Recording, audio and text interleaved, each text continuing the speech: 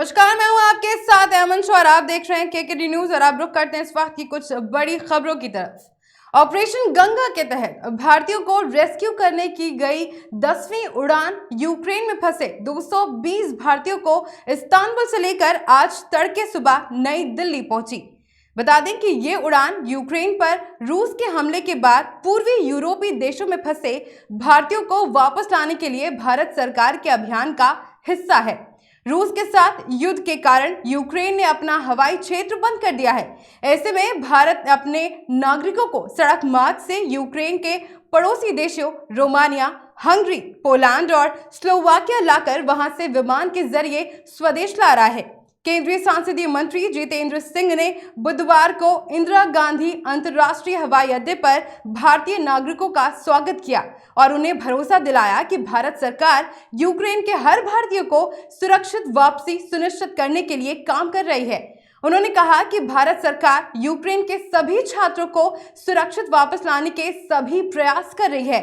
मैं उनसे यूक्रेन में अपने मंत्रियों से ये कहने की अपील करता हूं कि वो हिम्मत और संयम बनाए रखें।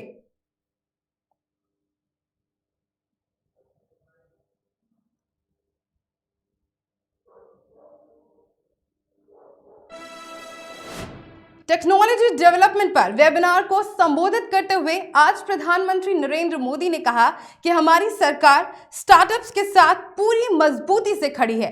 पीएम नरेंद्र मोदी ने टेक्नोलॉजी डेवलपमेंट के विकास का जिक्र करते हुए कहा कि तकनीक ही देश को आत्मनिर्भर बनाती है। उन्होंने कहा, हमारी सरकार के साइंस एंड टेक्नोलॉजी सिर्फ आइसोलेटेड सेक्टर नहीं है। आज इकोनॉमी के क्षेत्र में हमारा विजन डिजिटल इकोनॉमी और फिनटेक जैसे आधार से जुड़ा हुआ है।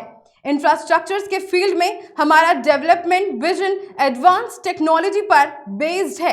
कार्यक्रम को संबोधित करते हुए पीएम नरेंद्र मोदी ने आगे कहा, हमारे लिए तकनीक देश के सामान्य से सामान्य नागरिकों को सशक्त करने का माध्यम है। हमारे लिए तकनीक देश को आत्मनिर्भर बनाने के प्रमुख आधार है। बता दें कि इस बार उन्होंने कहा कि हमारा बजट में सनराइज सेक्टर्स पर खास जोर दिया गया है।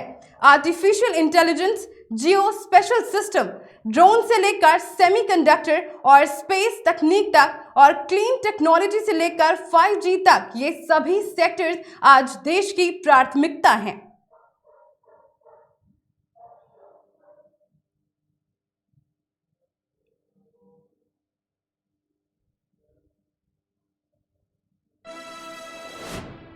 रूस और यूक्रेन के बीच चल रही जंग का आज 7वां दिन है।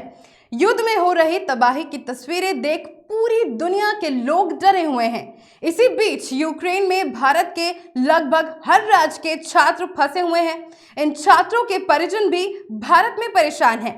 परिजन अपने क्षेत्र के सांसदों को फोन कर उनके बच्चों को वापस लाने की गुहार कर रहे हैं।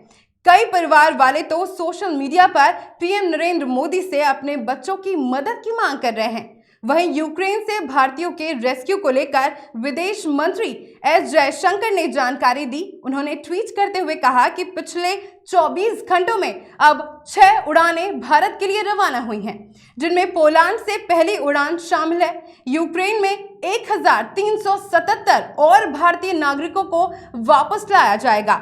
बता दें कि मोदी सरकार ने ऑपरेशन गंगा के तहत यूक्रेन में फंसे भारतीयों को स्वदेश लाने की कोशिशें अब तेज कर दी हैं।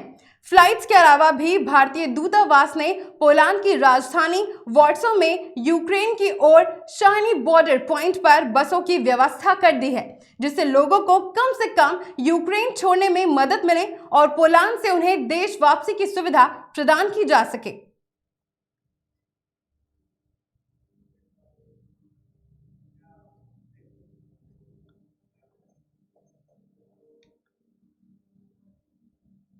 इन खबरों के साथ फिलहाल बस इतना ही। देश और दुनिया की तमाम खबरों के लिए बने रहें हमारे साथ और देखते रहें केकेडी न्यूज।